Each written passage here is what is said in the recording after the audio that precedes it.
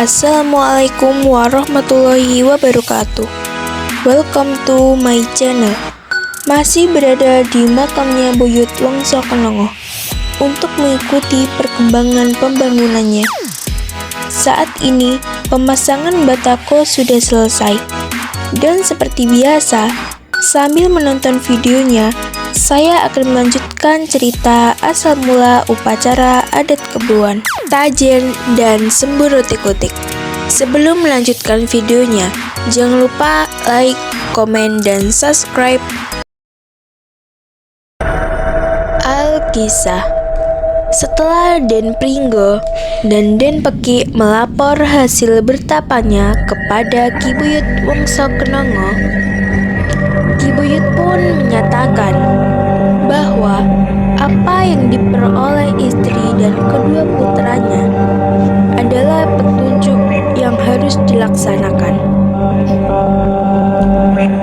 Dan diceritakan juga bahwa sesungguhnya dalam hati Ki Buyut membayangkan apa yang akan diderita ayam-ayam yang diadu, lebih-lebih di kakinya diberi taji yang sangat runcing dan sangat tajam. Setidak-tidaknya ayam-ayam yang diadu akan luka parah dan mati. Karena itu, Ki Buyut sekeluarga menjadi bimbang yang sangat dalam. Di dalam rasa bimbangnya, Ki Buyut teringat kata-kata barang siapa yang tekun membersihkan jiwa raganya, tekun berpuasa, dan tekun berdoa yang didasari rasa yakin akan kebesarannya, maka sesuatu yang tidak mungkin akan menjadi mungkin. Karena itu, Ki Buyut mengajak istrinya dan kedua putranya meningkatkan amal dan perbuatan yang disenangi Sang Maha Kuasa. Lalu Ki Buyut mengumumkan pada semua penduduk tentang apa yang diperoleh istri dan kedua putranya. Semua penduduk sama sekali belum pernah mendengar kata-kata sembur utik-utik dan tajen. Dan semua penduduk mohon kepada Ki Buyut untuk segera melaksanakan upacara tersebut. Dan ditentukan pelaksanaannya pada bulan purnama, tanggal 15 Jawa, saat pecak 8 sampai 9 sebelah barat, dan pecak 4 sampai 5 sebelah timur. Setelah Ki Buyut memutuskan hari dan tanggal pelaksanaannya, lalu berpuasa dan berdoa agar keadaan kampungnya cepat kembali aman, tentram, dan ayam-ayam yang diadu tidak ada yang terluka, kesakitan, atau mati.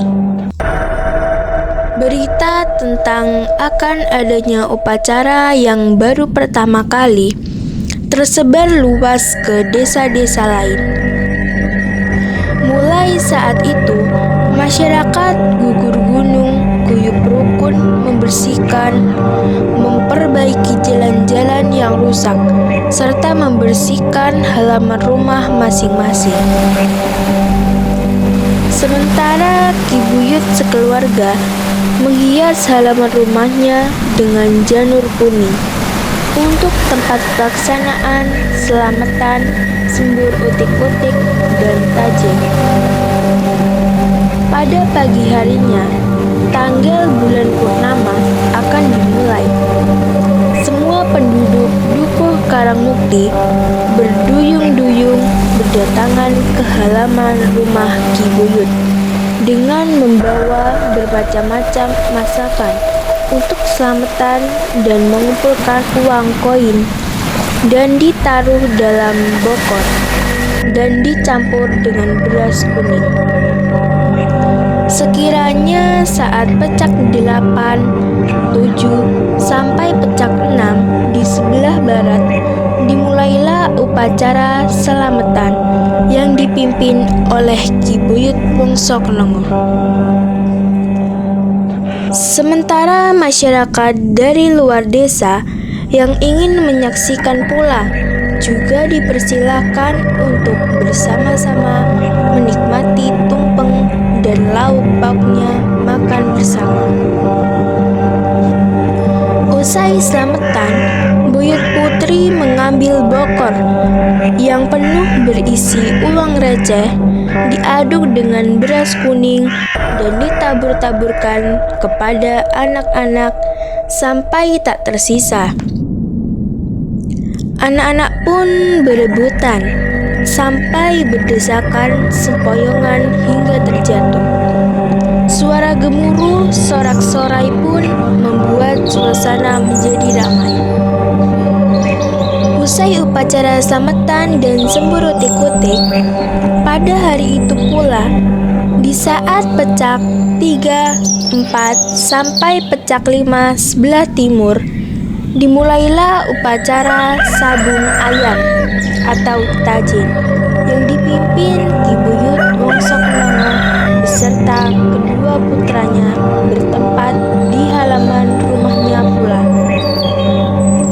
Di tepi tempat sabung ayam, Ki Buyut duduk di atas tikar yang di sampingnya ada sebuah beras, wanci, kinangan, dan 2 buah bokor. Bokor pertama berisi air dan kembang setaman, dan bokor kedua diberi kendi berisi air sumber, dan masing-masing bokor dilandasi dan ditutupi dengan selembar kain putih.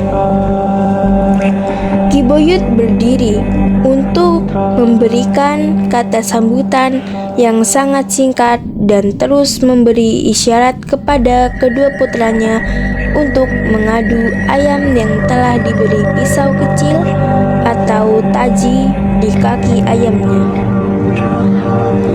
Diceritakan kedua ayam yang bertarung begitu lama sampai kedua ayam tersebut telah kehabisan tenaga.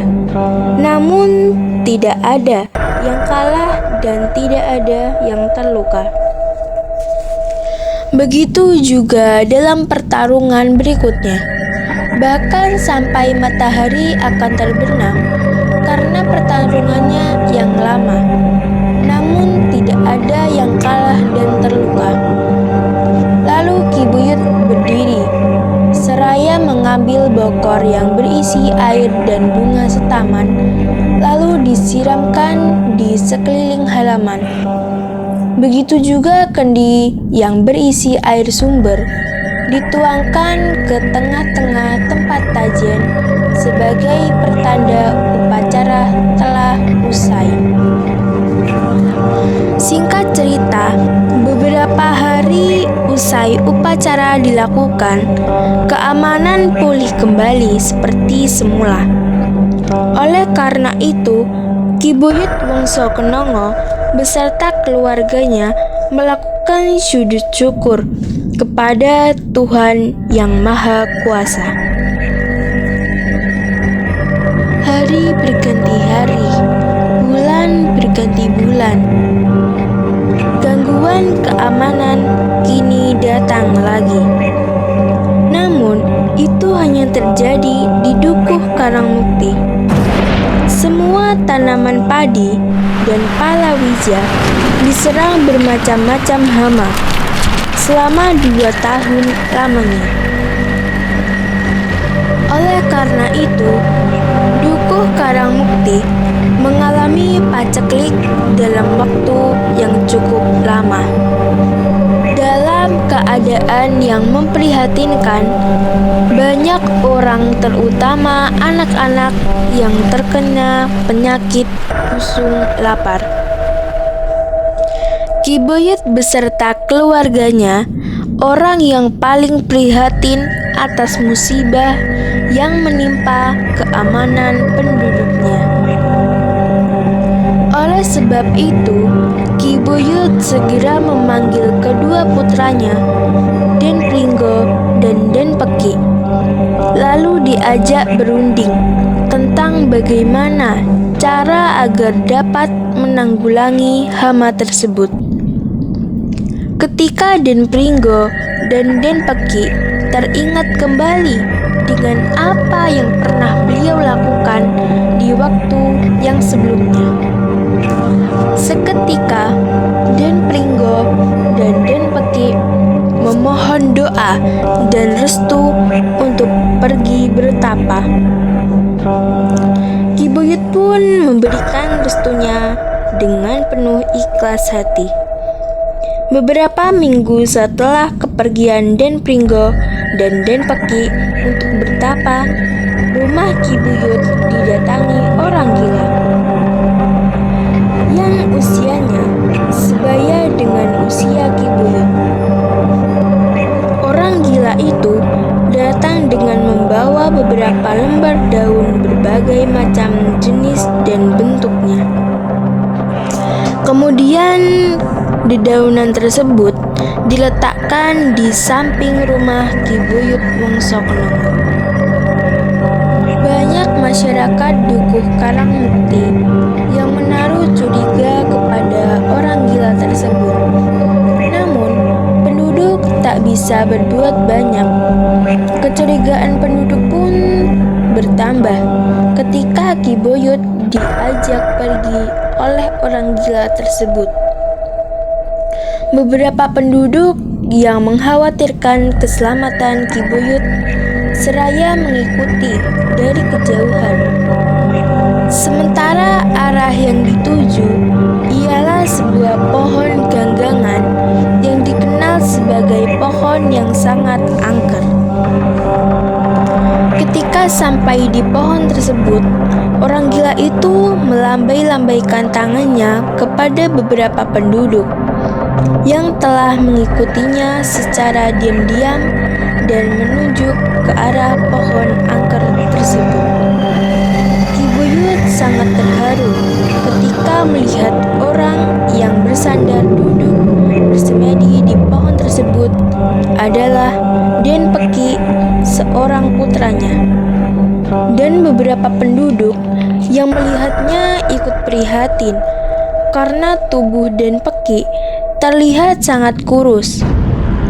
Namun, wajahnya yang tampan terlihat semakin tampan, serta memancarkan cahaya keagungan dan kedamaian bagi yang melihat dan yang mendekatinya. Sekiranya itu merupakan sebagai cahaya ketuhanan budi pekerti seseorang. Terima kasih sudah menonton. Jangan lupa klik tombol lonceng agar mengetahui video selanjutnya.